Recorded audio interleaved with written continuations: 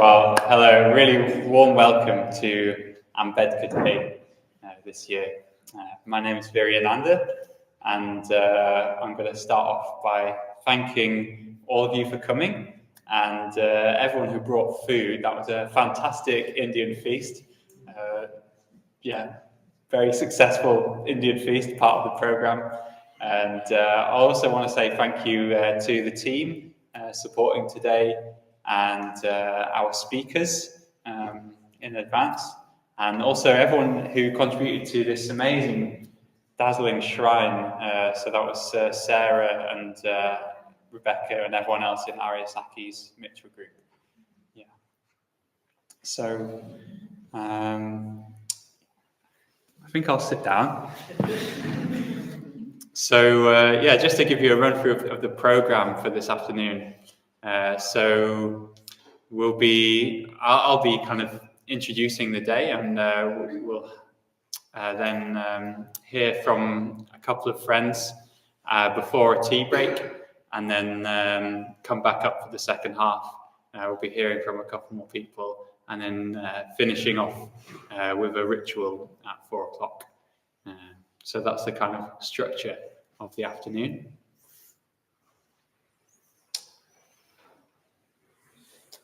Great.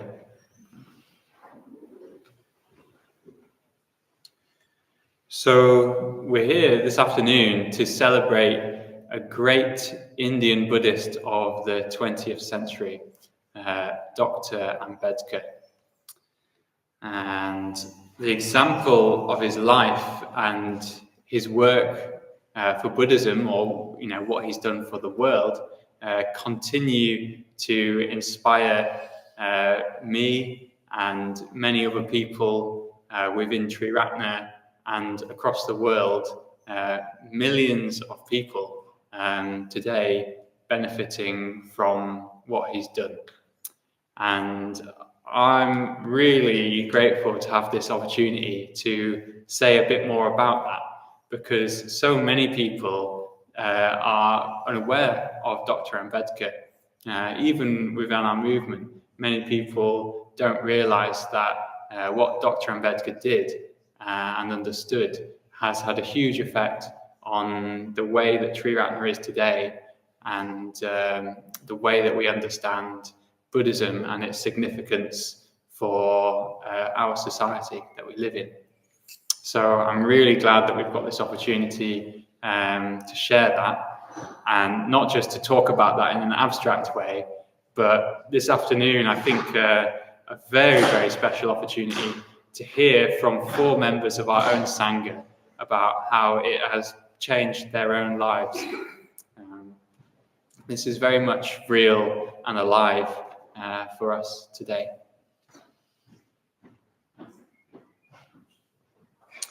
So Dr. Ambedkar's birthday was 2 weeks ago on the 14th of April.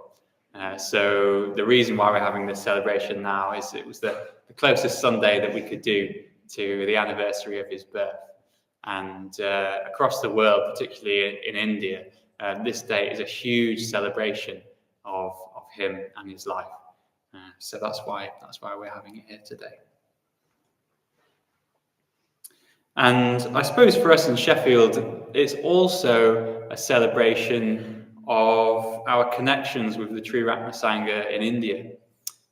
You might not realise that about 1/3 of the order members in Triratna are Indians, and about half of the people in the whole of Triratna are in India. So that is an awful lot of people, and we're all part of the same movement, kind of the same order, with the same understanding of what it means to be a Buddhist. And I really want to kind of celebrate that fact today, and celebrate, well, this is an example of kind of unity of humanity that goes beyond borders and all of the other kind of differences that we get born into. So I think that's a very special thing to celebrate. So that's another part of today. Because it's a wonderful thing to kind of, well, transcend the geographical distance and the cultural divide. And For that reason, today has a particularly Indian feel, which I can see we're already enjoying. Lots of sequins today. And so it's quite customary in the Sangha in India to begin a program like this with a ritual, kind of to frame the whole thing in the context of, our admiration for the ideals of the Buddha, Dharma, and Sangha, and also our gratitude for, I suppose, the founder of Triratna, Bhante Sangharashta, and for Dr Ambedkar. So today we're going to begin with a kind of ritual. So I'm going to invite Shubham and Dinesh to place flower garlands around the images of Dr Ambedkar and Sangharashta, as is customary in the Indian Sangha. And then after that, we'll all in unison will chant the refuges and precepts. So if anyone would like to have the words for the refuges and precepts, you could put up your hand and someone can bring those to you. Yeah.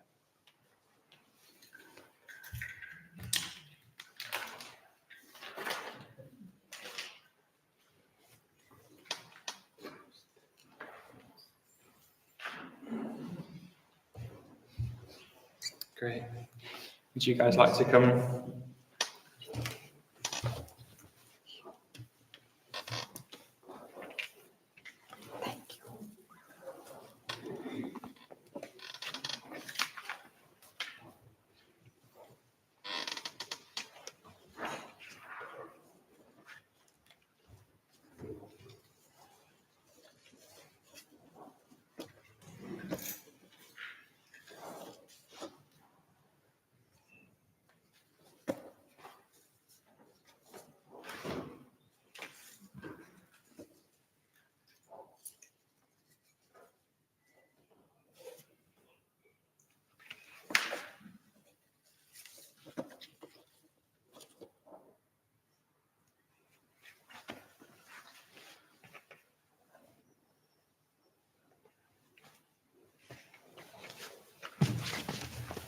Thank you.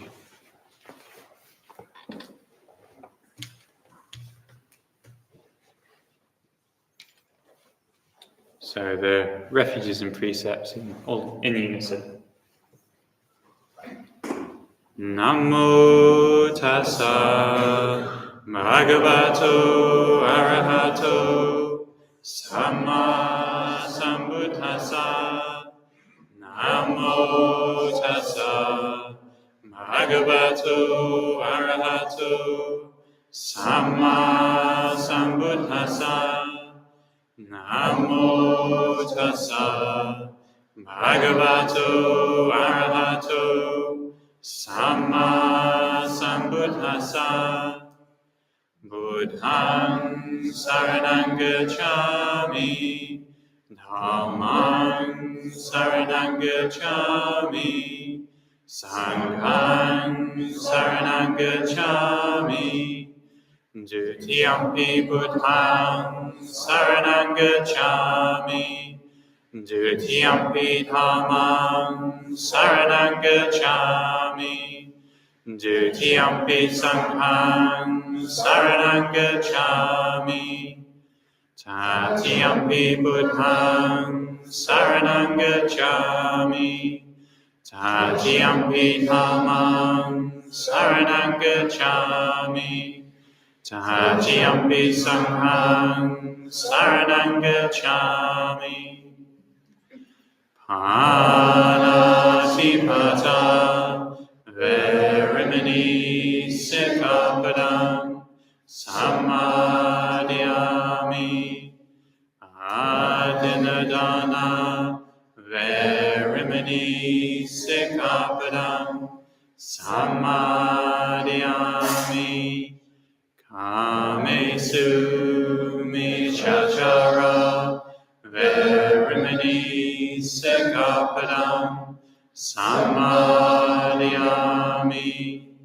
Musavada verimini sikkhapadam samadhiyami. Suramerya maja tanha verimini sikkhapadam samadhiyami. Sadhu, sadhu, sadhu. With deeds of loving kindness, I purify my body. With open-handed generosity, I purify my body. With stillness, simplicity, and contentment, I purify my body. With truthful communication, I purify my speech. With mindfulness clear and radiant, I purify my mind.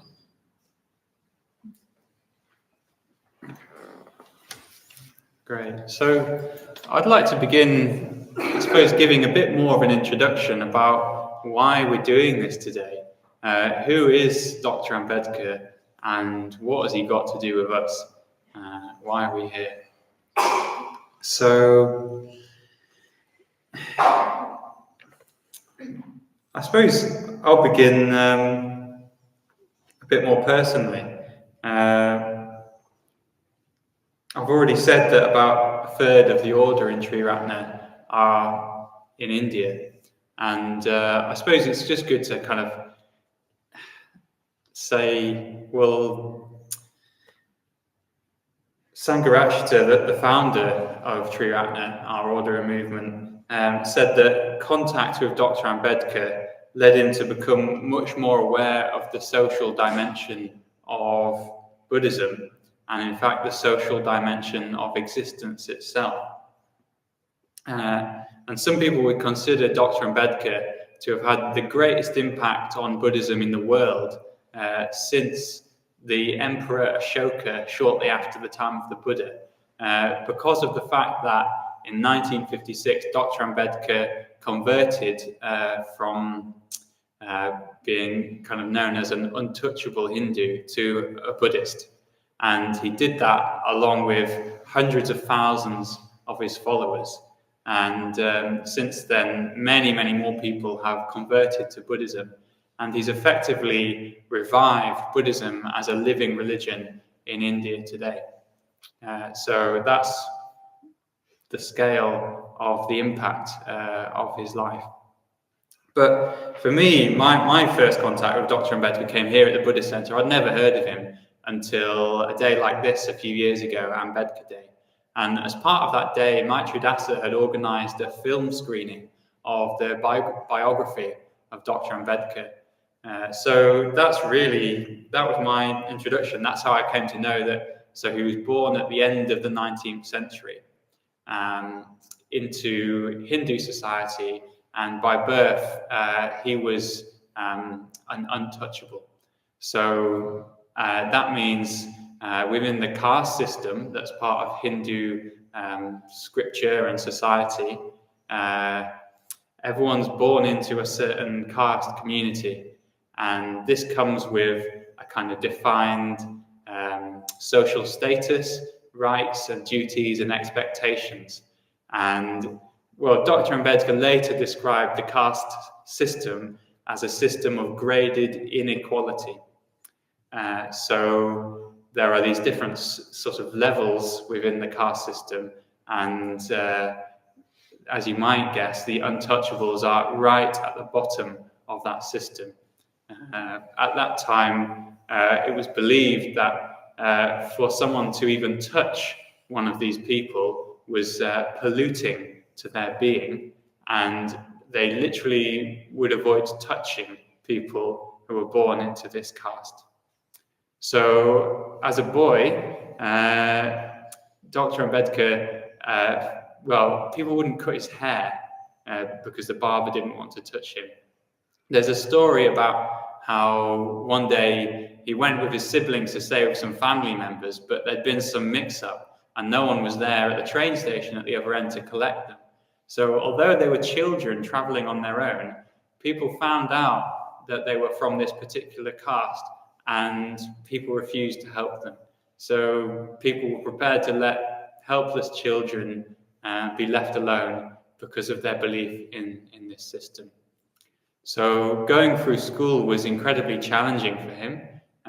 He wasn't really welcome to sit in the same classroom as the other students, not welcome to drink the same water as the other students, but he was a man of incredible determination and persistence. And to cut a long story short, he was an exceptional student. He became eventually one of the most educated men in all of India. So he was the first person from his community to complete the whole of his schooling, to graduate from high school. He was so bright that he traveled abroad, completed his higher education in America and in London at universities and law school. And when he returned to India, he was probably one of the most educated men in India, despite coming from his particular background. But he continued to face these incredibly difficult social attitudes and barriers. So he was working in a city away from home, and in order to find a lodging to stay, he had to use a different name. But even that didn't work, because eventually people found out what his surname was, and from that they worked out that he was from this untouchable caste, and he was forced out of his accommodation by a mob of people who were so repulsed by this idea that he was an untouchable.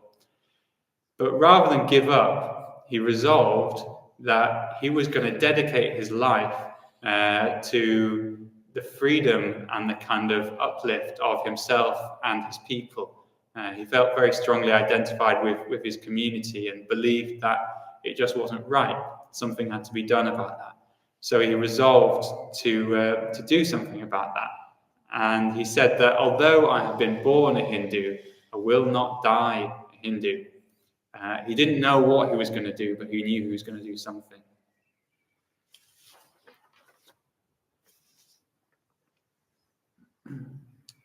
So he became more and more politically active, organizing campaigns, demonstrations for their rights. Over many years, he did staged all kinds of action, wrote speeches, got more and more involved in the political system in India. And again, he met huge resistance from this dominant Hindu society and people's views and opinions. He wasn't deterred, and through his kind of exceptional intellect and determination, he was actually instated as a law minister for the Indian cabinet. He was involved in several policies to create more equal rights, equal opportunities for people of his caste. And he actually, when it came to the time of Indian independence in the 50s, he did most of the work in drafting the constitution for India, which is still in place today. But in the end, the fierceness and the persistence of the opposition to his reforms, trying to uplift these marginalized people, just led him to resign from the cabinet. Because what he observed was that although he's given so many speeches, passing bills in Parliament, debating for change, he realized that people weren't really prepared to change their attitudes. And I think his great insight was about how change in society actually works. So I suppose what he saw was that change comes from deeper than just a policy and a law. Change comes from when people change their hearts and minds. And I'm really passionate that we get to sort of share this insight today, because I think it's true not only in India in the 1950s, but I think it's true for any society anywhere. And, I'm someone who was definitely interested in what Buddhism can do for society when I came along here as part of a sangha. And I feel that Dr Ambedkar has really understood what that can be. So, despite all of his political and social activism, there wasn't a significant improvement to how people were treated. So there was some change in the term. So we have this term Scheduled Caste, which refers to what were kind of marginalized and depressed classes. The untouchable peoples are known as Scheduled Caste people. But there wasn't much change to how they were treated because the same underlying views and attitudes still existed in society at that time. So he saw that the way we behave and the way that we relate to each other comes from what we believe about them, about ourselves. So it comes from our minds. So therefore, you can't reform society unless you reform the minds of the individual people who make up that society. He said that the emancipation of the mind and soul is a necessary preliminary for the political expansion of the people. Changing one's own mind opens up a new way of identifying, a new way of relating to yourself that inspires dignity, self-respect and confidence that's coming from within. And changing one's attitude towards other people opens up a new relationship with them, and this can create a new society. That was his vision. So he recognized that a functioning democratic society needs its foundation in the hearts and the minds of each individual. And therefore, it needs to kind of come from really deep. It needs a spiritual basis or a moral basis. So he said religion, in the sense of morality, must therefore remain the governing principle in every society. He really understood that religion was not a bonus thing, but it was actually essential to the happiness and the kind of the way individuals relate to each other. So he conducted a very reasoned survey of all of the different religions, and he settled on Buddhism as being the only religion that meets the demands of the modern world. So he had admired the Buddha from an early age. He'd come across the Buddha's teachings, and he felt a kind of personal devotion and faith in the Buddha. But his reason for choosing Buddhism were foremost that its moral code, the 5 precepts, recognizes these fundamental social qualities of individual liberty, equality between people, and fraternity or democracy. And Buddhism also accords with reason. It's sort of fully in agreement with science and rational understandings. And it doesn't in any way condone poverty or inhumanity. So such a religion could be taken up and practiced by individual people and form the basis of a stable democratic society. So that was his vision. So he went for it, and on the 14th of October in 1956, he publicly renounced Hinduism and became a Buddhist. So he took the same refuges and precepts that we've all just chanted, and then he turned to a crowd of hundreds of thousands of people who were gathered in Nagpur, and he passed on the refuges and precepts, and in so doing, his followers were converting to Buddhism and saying, I no longer identify as an untouchable. I am a Buddhist. I have been born again. And this was the greatest event that's happened for Buddhism in hundreds of years, because it kind of died out as a living religion in India. And so this was the spark of something of sort of huge significance in Buddhist history. And for those individuals who converted, it felt like, well, people said, I feel as though I've been freed from hell. I feel as though I've been born again. And this huge uprising of sense of liberation, of sense of joy, sense of happiness.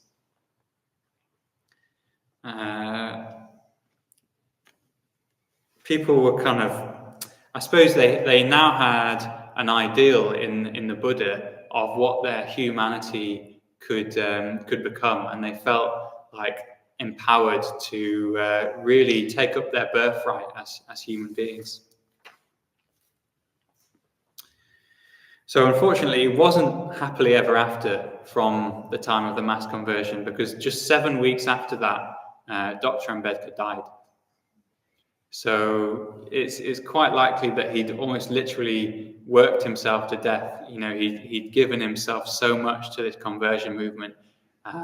It's like he had almost nothing left. And his death was a huge shock to his followers. So many people, so many of these new Buddhists really were afraid that all of the momentum of the conversion was going to collapse, because although they were Buddhists by name, there wasn't much understanding of what it really meant to be a Buddhist, how to really live and practice as one, how to keep the momentum of this revolution going. Something of a miracle happened around that time, and that is part of the story of how Triratna came to be connected with Dr. Ambedkar and this Dharma revolution. So it just happened that as a news of his death was spreading around, and a lot of confusion and fear at that time, Sangha arrived in Nagpur, which is where the conversions had happened. So Sangha had been living in India for over 15 years by then, studying Buddhism from various different teachers and getting a very deep understanding and practice of what it meant to be a Buddhist. And during that time, he'd actually met up 3 times with Dr. Ambedkar and, was a great supporter, a great believer in what he was doing. So it came to be that the Bhante arrived in Nagpur just at this time of crisis and confusion, and he responded.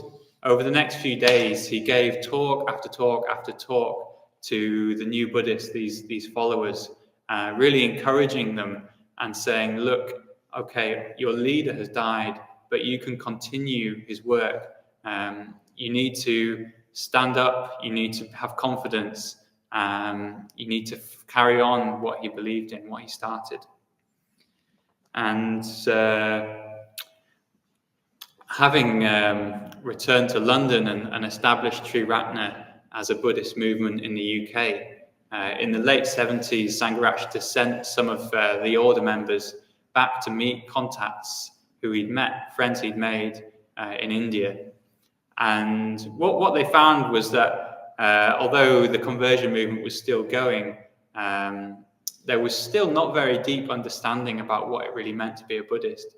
So people from our movement were able to really give something at that time and help give these new Buddhists a confidence in their own practice and an understanding of what it meant to be a Buddhist.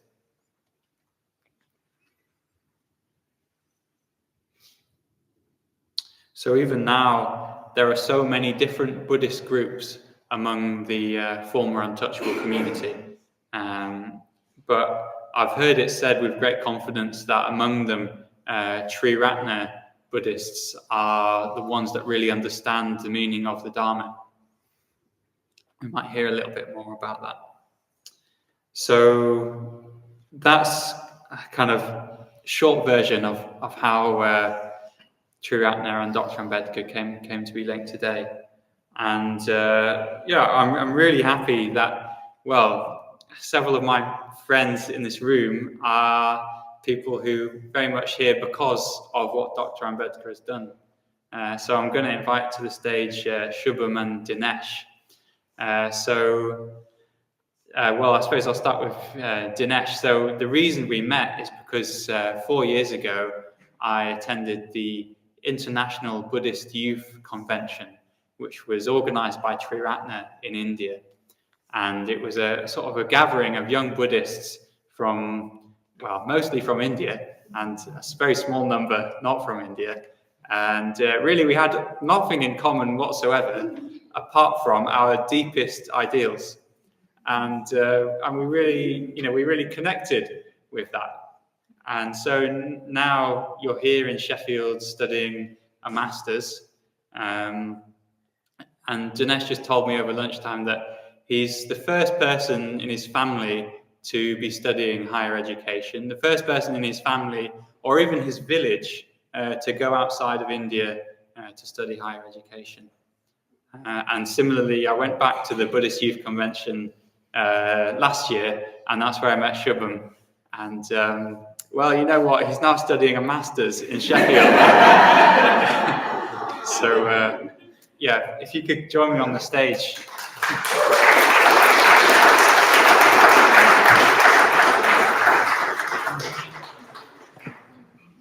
Jai Bhim, guys. What do you want? Both the chairs? Okay. Great. So maybe I'll start with you, Shubham. Could you say a bit about how you and your family came to be involved with Triratna?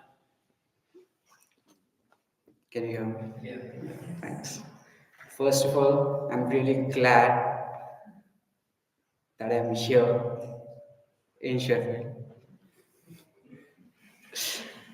I never imagined that I do my master's in other country because I've never been outside my city in my entire life. So yeah. So how my family came in contact with Triratna. So I'll start with this. When the mass conversion happened and in Nagpur, my grandfather was present there. So yeah, we do have a deep connection since that time with Buddhism. And then it started with they only knew just few pujas and rituals about Buddhism and no deeper knowledge or any text of what the Buddhism really is and what it can do to their lives. It just my grandfather and my grandparents and my parents. Can you just keep put the microphone in the middle of your t-shirt? Okay.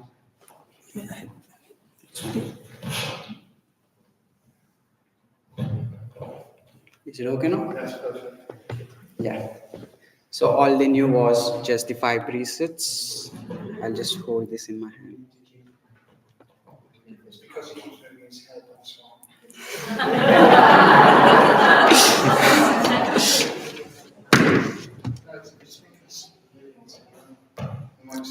There you go. Talk straight. Yeah. So all they knew was just the 5 precepts and nothing much more. But what it did to them was only they had at least the basics that the 5 precepts of not harming anyone, not intoxicating anything, not stealing anything from anyone, and like other 5 precepts. So one day, again, my grandfather just visited us from our village, and he was in our town. And then we were like around, maybe I was 4, and I was just walking with him in the afternoon. It was a warm afternoon in India. It was summers, obviously. Now the voice. Okay, I'll not move my head. Yeah, so it was vacations and he visited us. So one day, randomly, we were just walking on the streets and he just found this statue of Buddha and Ambedkar, and it was one of the Dhammachari back in India who just lived near our house, but we never knew them. So one day we just went there and randomly he just saw the statue and the picture of Ambedkar, and curiously he just asked them like, what's going on here? And then that's how we met Dhammachari Siddhisagar, and he just introduced us that, oh, we have this foundation called Triratna, and every Sunday we have this sangha nights, what we do on Tuesdays here. But they are quite like not similar. Yeah. So the journey began from there. I was like literally born in Triratna since the time I've got into my senses. I was literally doing Sunday Kids morning as in Triratna, and now my sisters are conducting Sunday Kids morning. So it was a big transformation from there to there. And since then, when I was 4, the journey started from there. So every Sunday we went to this center, and the Buddhist centers in India are not like the centers they are back in here or in any Western country or in any developed country. They started in a small house which was his own house. It was the odd members' house. So every Sunday there were only around 30, 40 people.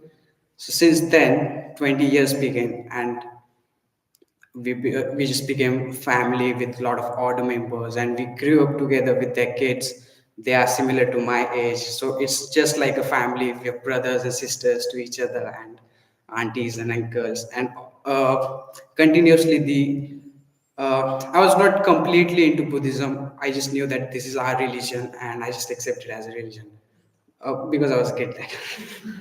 And I was like, yeah, it's just another religion like what Hinduism is practicing, and what Jainism is, what Sikhism is, and this is just another religion, and that's it. And that's India, and we have religions. That's it. And then lots of years passes, and every Sunday I used to go to the centers. Heard a lot of talks, and also did a lot of retreats, but retreats were like vacations for kids there.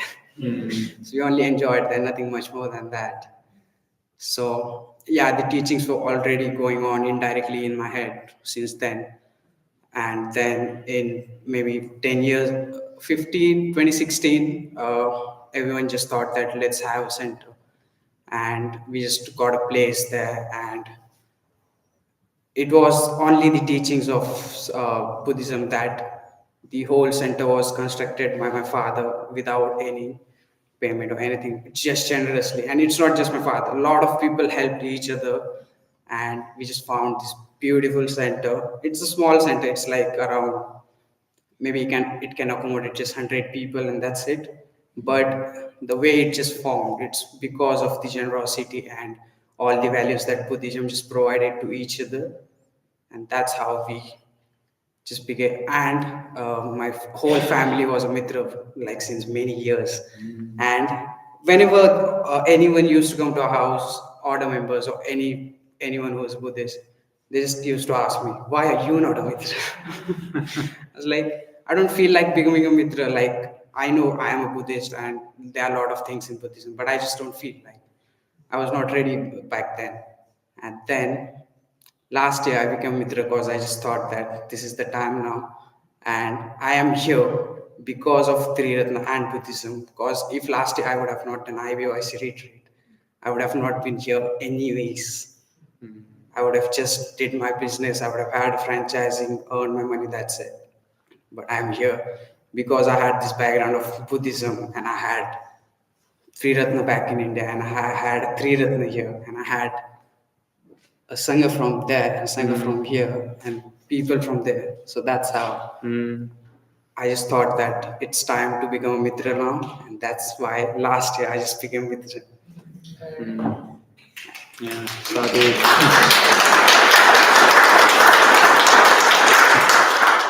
and what about you, Dinesh? Could you say something about how you came into contact with Dr. Ambedkar? Yes. First of all, hello everyone. Namaskar, Jai. Good afternoon. And I feel honored, really. And I'm grateful that you. So thank you for arranging such a wonderful event. So yeah, first of all, let me introduce so my name is Dinesh, and I'm from India, Western India, a state called Gujarat, and currently I'm pursuing master's degree at Sheffield University. So yeah, coming back to your question, what? How did you first come into contact with Dr. Ambedkar? It's a long story, but let me put it in this way. Like, I was since my childhood, I was curious about like why we suffer, why everything is happens. There should be a reason. So I was curious about knowing how universe works, and being born in Hindu family, like I was like reading all the literatures, Hindu scripts, and but I found it did not work. So I was still in search of how like why we suffer, why the tragedies are happening, and why our family, why we. So it's like so it eventually in 2017 I attended a Vipassana retreat. Vipassana. So it's an extreme way of doing meditation, and we need to stay 10 days without any connection of outer world. So I did that, and at that time I experienced this is what I was looking for, and my curiosity ended because of the retreat itself and my experience. Before attending that retreat, I studied some Hindu literatures uh, and some Jainism also. But still, there were questions.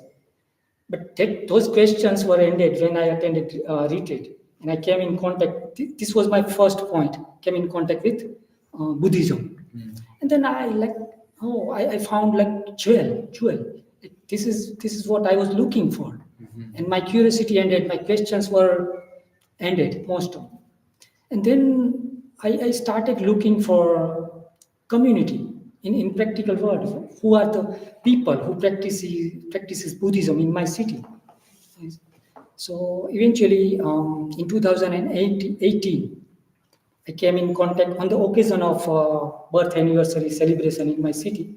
I came in contact with some Ambedkarite people, and on that day, exact 6 years ago, Yeah. I came in contact with 2018 on 14th of April.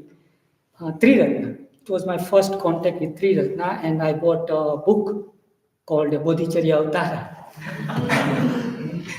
And since then, I remember exactly, I attended 25th of April, first my Dhamma class with Triratna. And there is very few people in my city. They are practicing Triratna, and there is only one Dhammachari. His name is Manjuratna. And he guided me and he inspired me. So since then I've been practicing, and then I read I knew about Dr. Ambedkar before came in contact with Triratna and Buddhism. I knew, but not like in a deeper way what he did, like Viryananda uh, told us his biography, entire biography. And then I started reading his literature. Particularly, I would say Buddha in his Dhamma. He wrote Buddha in his Dhamma book, and I read 2 to 3 times that book. That really changed my perspectives toward life and what the religion is. Like Buddha, he writes like Buddha is like wayfinder. He is not going to save you. He's just showing a way you need to follow.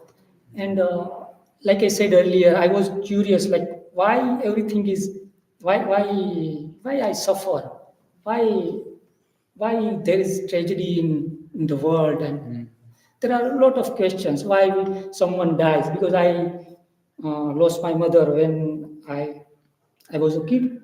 So all that. By reading this book, I realized there is it is my own action, my own karma that creates my destiny, my future. Otherwise, earlier I used to believe that there is supernatural power who governs my life. But after reading his literature, particularly like I emphasize on the book Buddha in his Dhamma, it's like our Triratna Sangha. It's combined. It combines all the tradition of Buddhism. I forgot, like I was talking about attending a retreat, and I, then I was confused. Like there are many branches of Buddhism, a vast literature. Which literature and which branch should I follow? Hinayana, Mahayana, and again I was a bit confused. Where should I go? And but I keep searching, like And eventually, like I said, I came in contact with Triratna and I started practicing. But still, there were some doubts in my mind. Is the Triratna doing? Is the Triratna perfect? Like or some other branches also in India, like many branches, the Hinian and many Ambedkarite peoples, they follow Buddhism, but they have all their own perspective and their own interpretation towards Buddhism. Some people follow only Ambedkar and his movement, but they say for the sake of Baba Sahib's uh, vision towards Buddhism, they say we are Buddhists, but even in reality they don't practice Buddhism in their life. So I was like searching and reading all the literatures, and upon reading Buddha and his Dhamma, I got realized that what is the Dhamma and it uh, how it affects our life, day to life, not our life, but how the entire world is like, because we are connected. And I used to believe before that, like I said, there is superpower and who governs my life. But after uh, studying, after reading this book, I came to know that I should be aware about my emotions and my actions, because these my emotions, my actions, and will create my destiny. There is no superpower. So this completely revolutionized my life, and and then I read so many other literatures that Dr. Baba Sahib wrote. The one that I read is Who Were the Sudra? Sudra. Sudra means, just like Viryananda discussed, that some people consider depressed class in a Hindu society. There are hierarchy. Still, it prevails. So you can't. It's like for Baba Sahib Ambedkar, writes like it's a for building for you can, if you born in a lower depressed class, you can't go the you should you are supposed to die in that particular. So could you say something about how has Buddhism changed your experience of caste, or what you've seen in your community? Yeah. So once I came in contact with Triratna, I met Viryananda. I attended in 2020 attended IBYC retreat, and it motivated me. Like I came in contact with different nationalities, which inspires me. And Baba Sahib itself, he faced many difficulties in his life, and even though difficulties and challenges, despite challenges, he managed to do what he wanted to do for marginalized society. So altogether, it worked all together, like Baba Sahib's literature and practicing with Triratna Sangha. I completely changed. But earlier, I used to be very angry by nature and negative. So now I I completely think differently, positively, and this is Triratna and Dr. Baba Sahib Ambedkar. Because of him and Sangha, I am here today.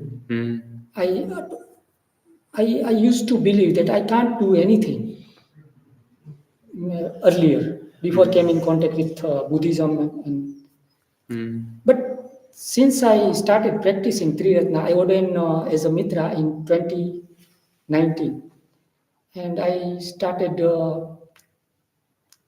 put those teachings, Buddha's teachings, in my life. So it worked, and I realized that how my life is changing. Otherwise, I'm working with government sector. I have a government job. So having a government job in India is like everything. You don't need to do You've anything. made it, yeah. So like Yeah. your future is secured.